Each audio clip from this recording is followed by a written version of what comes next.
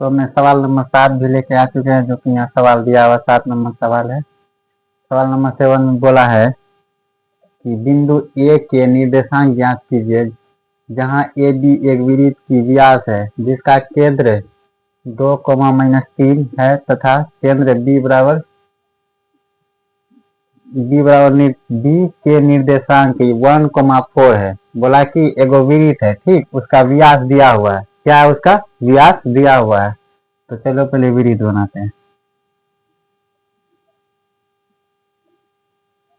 ये क्या है? वृत्त है, ठीक। बोला इनका व्यास है, तो यहाँ से लेके यहाँ व्यास हो गया। बोला कि इनका जो व्यास है ए बी है, ये हो गया मेरा क्या, ये, और ये हो गया क्या, ये हो गया मेरा बी। ये ए बी है, ये ए बी है, और बीच में कुछ नहीं तो मान लेते वो क्या है, ओ है। देखो मान लेते बीच में ये क्या है, ओ है। केंद्र है तो इसको मान लिए क्या है, ये ओ है। इसमें बोल दिया है कि बी का जो है निर्देशांक दिया हुआ है। क्या है? बी का निर्देशांक दिया हुआ, यानी कि ये मेरा दिया हुआ 1, 4 है। और इसमें व्यास जिसका केंद्र भी दिया हुआ, यानी कि 2, -3, इसका केंद्र भी दिया हुआ है। ए का नहीं दिया हुआ है। ए हमको क्या बोला है, इसमें ज्ञात करने बोला है, ए हमको निकालना है। तो इसको मान लेते, ये हो गया x1 और ये हो गया y1। इसको मान लिए और इसको हमको क्या करना है, ज्ञात करना है। तो इसी बात को जो है हम अपनी भाषा में यहाँ पहले लिख लेते हैं, ठीक। लिखेंगे हल लिखेंगे। माना कि ए बी व्यास, माना कि ए बी व्यास माना कि ए बी वृत्त वाले व्यास का, माना कि ए बी व्यास वाले वृत्त का केंद्र O है तथा ए और बी, क्या लिखेंगे, ए और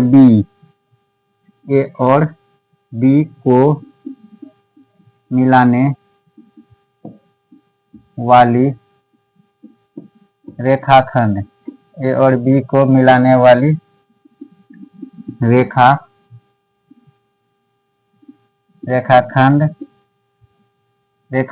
बी का निर्देशांक कितना है, 1, 4 तथा ए का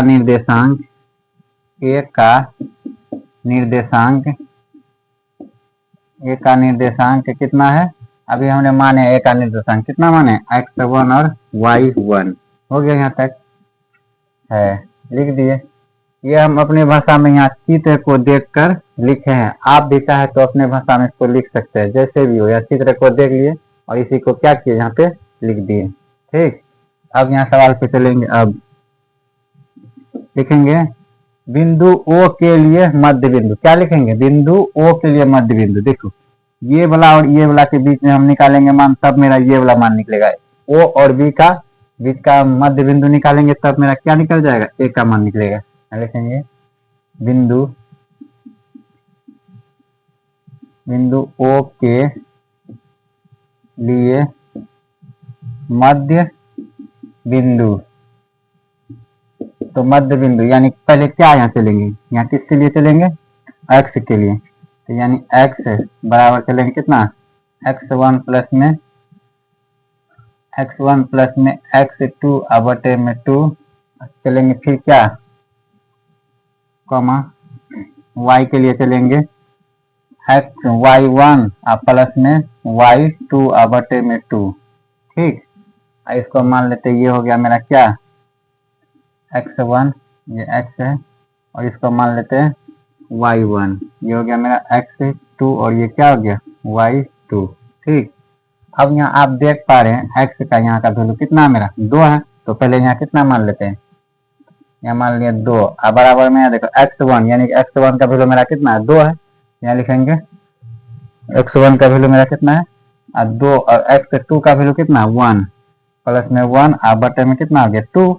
अब कॉमा में लिखेंगे y क्या हो गया y अब बराबर में यहाँ लिखेंगे y1 का वैल्यू मेरा कितना -3 और प्लस में y2 का वैल्यू मेरा कितना है 4 और बटे में 2।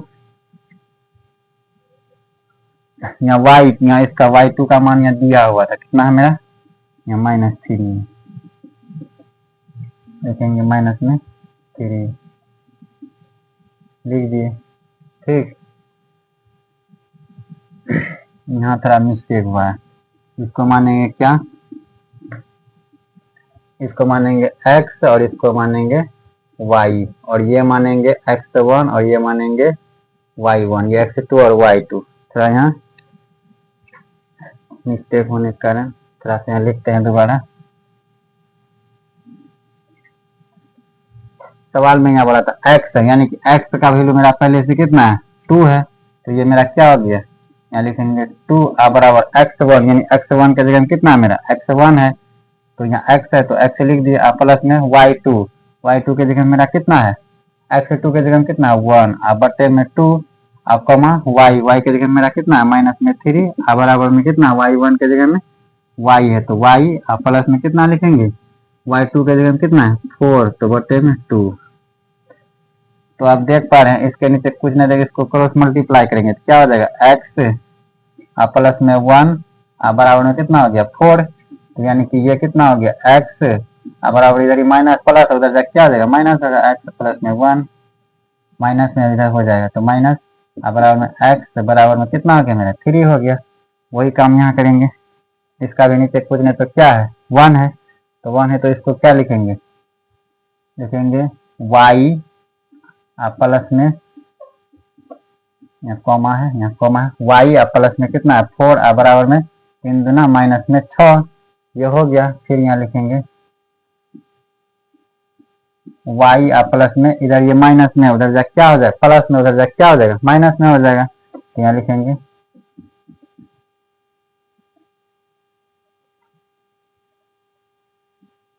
माइनस में यहाँ हो जाएगा बराबर में -6 ये माइनस है तो प्लस उधर जा क्या हो जाएगा माइनस में 4 तो ये मेरा हो जाएगा y बराबर में और कितना हो जाएगा ये प्लस माइनस 4 दूना 8 3 दूना 6 हो गया।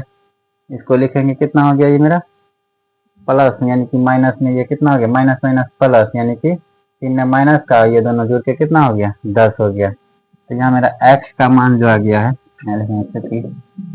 x बराबर में 3 और y बराबर में कितना हो गया माइनस में 10 ये है इनका आंसर। तो यहाँ पे इसका मेरा मान निकल के आ गया है यानी x का मान तो माने थे यहाँ कितना आ गया मेरा 3 कॉमा और y का मान कितना हो गया माइनस में 10 ये मेरा हो गया आंसर यहाँ का। तो ये सवाल नंबर मेरा 7 था जो कि सवाल पूरी तरह बन के तैयार हो गए हैं। और इसके बाद फिर सवाल नंबर कितना है 8 है जो कि अगले क्लास में लेके आएंगे। आज के लिए फिलहाल इतना ही। अगर मेरा वीडियो अच्छा लगे तो लाइक करें और मेरा एक यूट्यूब चैनल है वहाँ पे भी आप लोग जाके मेरा क्या कर सकते हैं सपोर्ट कर सकते हैं। आप ही लोग के चलते ही कुछ हो सकता है क्योंकि सपोर्ट करने से क्या होता है थोड़ा सा सपोर्ट मिलता है कि वीडियो अच्छा लगता है या कुछ भी हो अच्छा लगता है।